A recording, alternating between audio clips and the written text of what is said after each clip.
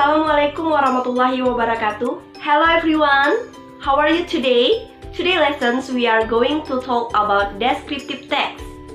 Do you know about descriptive text?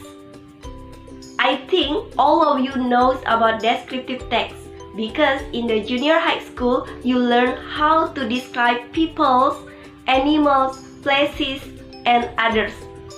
Well, student, dari kata-kata tadi kita bisa menyimpulkan bahwa the definition of descriptive text is a text which say what a person or thing is like. Well, student, the next is the social function of descriptive text. Because we are discuss about how to describe the places, so the social function of descriptive text is to describe the particular place. Misalnya kalian mendapat salah satu pertanyaan, what is the social function of the text? Misalnya, teks itu tentang sebuah tempat, atau kita ambil salah satu contoh di Kabupaten Kayong Utara itu Pulau Datok Beach. So, what is the social function of the text? Jadi jawabannya cuma the social function of the text is to describe the Pulau Datok Beach.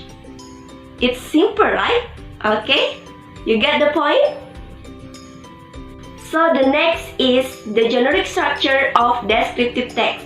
The first is identification and the second is description. So in identification kita bisa membahas atau menceritakan di mana tempatnya, apa nama tempat itu.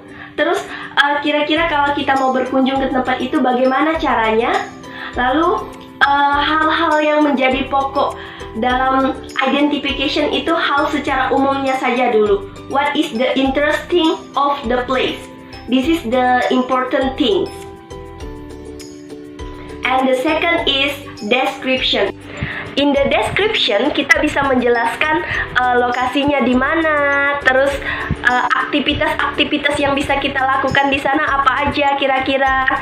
Dan jika itu pemandangannya seperti apa? Misalnya kalau kita ambil contoh Pantai Pulau Datok itu seperti apa? Misalnya bentuknya luas atau pemandangannya bagus.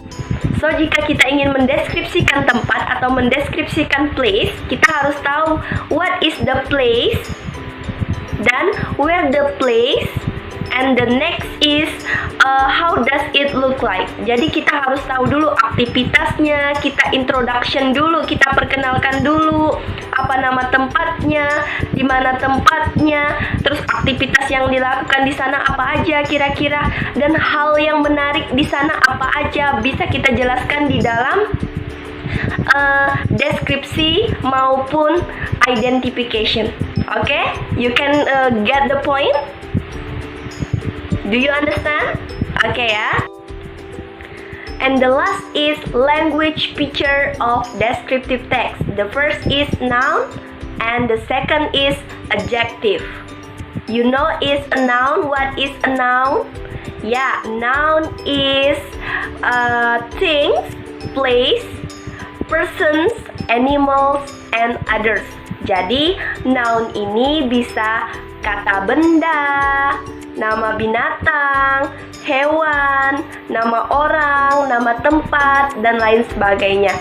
And the second is adjective. As we know that adjective itu adalah kata sifat, di mana kata sifat ini terdapat di dalam descriptive text untuk memberikan informasi atau memberi penjelasan tentang tempat yang ingin kita deskripsikan. Misalnya, tempatnya itu crowded, interesting, beautiful, and others. And this is the example of descriptive text. You can see.